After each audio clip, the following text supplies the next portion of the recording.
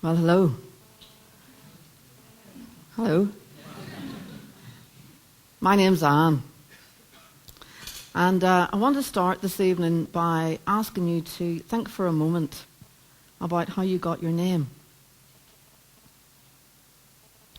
Because I was going to be called John until I was born. So I think my parents were expecting something a bit different. And I've probably spent a good bit of my life trying to show them that an Anne is as good as a John. And your name, though, is important because it's part of your identity and it's part of what makes you unique. And I suppose that's what I really want to talk to you about this evening is how do you find the Eunice of you in your leadership? So you might be thinking, well, Anne, am I a leader? Because people often ask me, how do I know I'm a leader? And one way you know you're a leader is if you've got followers. So is anybody following you right now? Because you might be a leader in your work because of your role, or you might be a leader in your education, in your school or your college. You might be a leader in some of the things you do outside of your work. So maybe in sport and music and voluntary activities. Or you might be leading by example. Some of you might look as if you are a fashion leader. Or maybe you're just simply a leader in your family or trying to lead your own life. But maybe like me, you've suffered under poor leadership. When I was 7, in primary 3, I got caned every day. And the reason I got caned, I thought every day, it may have not been quite every day, but the reason I got caned every day was because my writing was too small. Not that it was bad or untidy or careless, it was just the size of my writing didn't fit the teacher's idea of what was good. And even at 7, I knew there was something wrong with that there was something unfair. And it did make me realize that, first of all, adults weren't always right.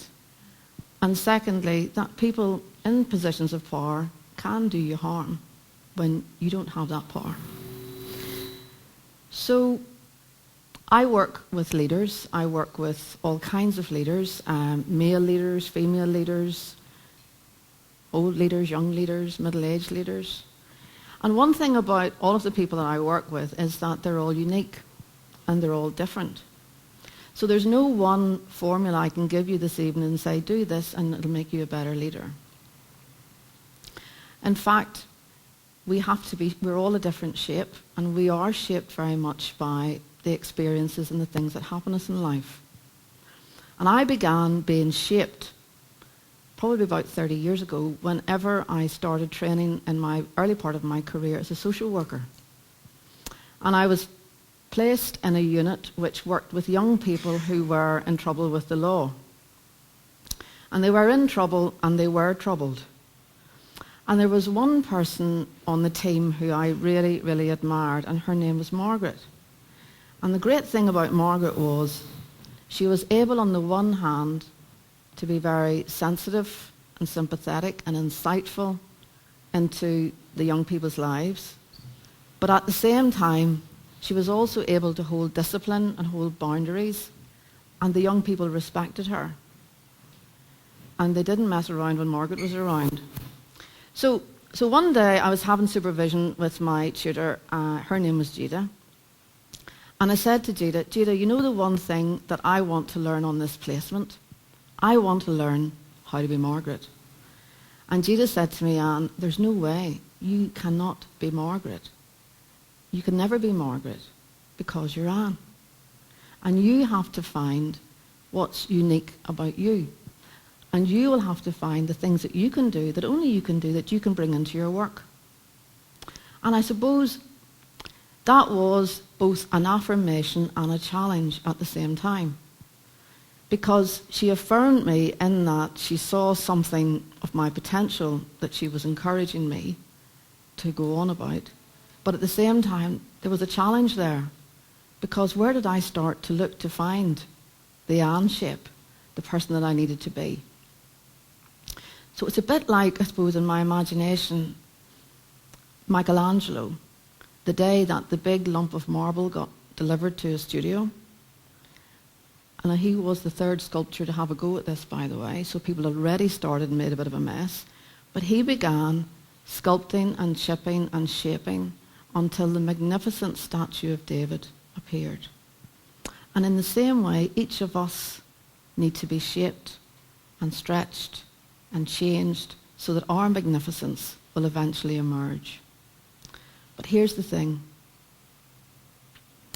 That inevitably happens through the door marked unwelcome. Because it's through that door we find the things, the people, the situations, the events, the heartaches, the heartbreaks, that it will shape us in our leadership. They may be the things we don't welcome, but they're often the catalysts for our growth and development. And I want to share with you this evening 3 myths about leadership that I've had to debunk over the years that has shaped me in my leadership. And all of them happened as a result of experiences that I had through that door.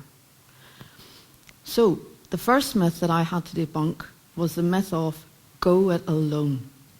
For some reason, I grew up with this idea that the really successful, effective leader was the hero, the independent person, the person who relied on themselves, didn't depend on other people, and was able to stand their ground and stay firm. But in actual fact, when I think about my life, all the evidence has shown that's absolutely not true. In fact, in my own experience, from the very moment I was born, I didn't go it alone. Because the moment I was born, I didn't start to breathe. And it was a long time ago. But in those days, you only had to work with the baby for a certain length of time, and then you could set it aside. And there was one person in that delivery room who stepped up and showed leadership, and it was the midwife. And she continued to rub and massage me until eventually I kicked into life, which is good news for me, good news for my family. But it wasn't a John, by the way. So, and ever since then, and I'll think back about and reflect on my career, the people that I've needed have always appeared. Some of them have literally appeared as if by magic. People who challenged me, supported me, partnered me, confronted me, were role models for me.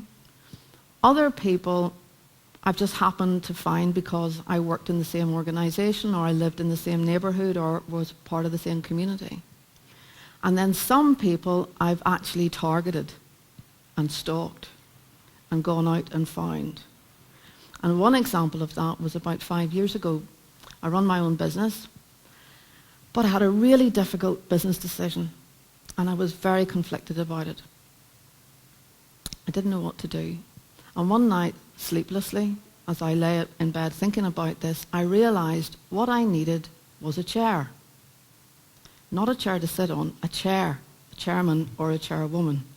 Because I needed someone who could stretch my thinking and could offer me that strategic sounding board that I really badly needed. But who could I find? And I thought, there's one person that I would really like to ask to do that, but I'd never met this person. I tracked their career. I was aware of them from a distance. They lived in Derry, I lived in Belfast, with some connections in common. So the next morning I got up and I thought, well, let's take the bull by the horns. I rang him up. I explained why I was ringing, I introduced myself, and I said, would you be my chair? And he said, yes, Anne, but on one condition. And I said, what's that? He said that you'll be my chair. And that's how it's been for the last 5 years. We have been each other's mutual chair. And that has been a source of enormous support for me, because I'm not a PLC, I haven't got a board of directors, but I do have a mutual chair. So that taught me that being on my own in leadership is a very dangerous place, and I need people around me.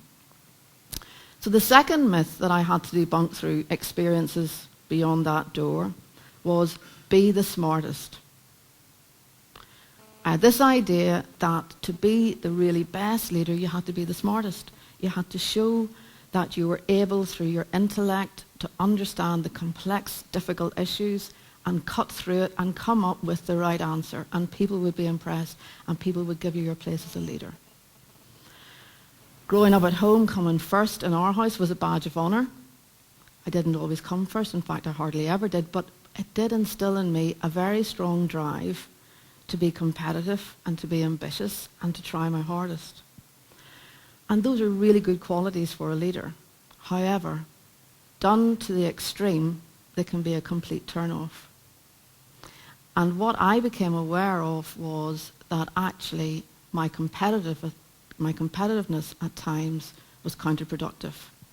And around this time, I was chair of East Belfast Regeneration Partnership, which is a partnership made up of a very diverse group of people, politicians, public sector people, private sector people, community people. They disagree on many, many things. The only thing they do agree on is what can we do to make East Belfast better. And around that time, I was finding chairing this quite difficult, and I had a lot of conflict going on. So I did one of those psychometric assessments to check out my conflict handling style. So the results showed that you have positive responses to conflict and destructive, negative responses to conflict. And I was pleased to see there were definitely positive things that I did in relation to conflict, but I was shocked to see that my most destructive conflict handling response was winning. And I realized, I faced up to the honest truth that actually, in some situations, going for winning and having the last word was not a good way to handle it. And so what I began to do was recalibrate and change how I operated, because what I began to realize was that my right answer was never as good as our right answer, because our right answer had the buy-in and commitment and support of everyone, which meant it would be implementable, which is the golden test of any answer or any decision. So for me, instead of the leader being the one who had the right answer, for me, the challenge was to become the leader who could facilitate the dialogue across conflict to actually get our right answer. So the last myth that I had to debunk, it's a bit of a funny one, but this myth was, don't upset the people in power because they'll do you harm. Remember what I told you about being 7 years old? But actually, what I realized as I went on in my career and took up my leadership, that taking up your leadership means taking up your power. And taking up leadership as well means taking the decision that you're going to go towards some vision, some goal, some ambition that you have in the future, and try to bring people with you. And inevitably, as you take up your power, you will bump up against other people who have power who don't necessarily support the direction of travel that you're on. So as a leader, sometimes you have to take a stand. You have to know what you stand for, you have to know your position, and you have to front up. And an example of that for me was back around 2000 when I'd been working for 4 years on a senior management team with a really inspirational chief executive. The reason I'd gone to work for this organisation was to learn from this man, and I had learned a lot. But my game plan was always to come out and work for myself. But there was one problem with this, because the one thing he valued more than anything from his team was loyalty. And I knew that my leaving would be regarded as disloyalty, and there could be consequences, which I didn't want. So it was on my path. It was very unwelcome, but I knew I had to have that conversation. I thought, where will I have it? In his office? I thought, no, too intimidating for me. In my office? No. How would I get him out if it got nasty? So I decided neutral territory. I asked him out for a drink. We went to the pub. I ordered drinks. And I sat down and I said, you know what? This could be a really short conversation or a long conversation. It just depends on how much you value your working relationship with me. And we talked for 2 hours. And we worked out an exit strategy, and I continued to work with them beyond leaving the organisation. Now, it's not always that comfortable. It's not always that sociable. And many a time, you're taking on very difficult, awkward and conflicted situations when you assert your power, because inevitably in leadership, you will draw onto yourself criticism, confrontation and attacks that goes with the territory. But you do need to be able to front up. Leaders come to me and they say, Anne, I've got this really difficult thing on my path. Can you help me have the confidence to deal with that? And I say, no, I can't help you have the confidence. But what I can do is help you dig deep and find the courage that you need to deal with whatever it is on your path. And through having the courage to confront it and work through it and be transformed by it, because it will stretch you out of shape and it will reshape you, and you will learn and you will be stronger as a result. And then the confidence will come. So, I've shared with you this evening 3 myths about leadership that I've had to debunk, shaped and forged by experiences that I didn't welcome. But without those experiences, I wouldn't be the person that I am today. But I've deceived you. Because my 3 myths aren't your 3 myths. You have your own myths about leadership, and you need to figure out what they are, and you need to test them out.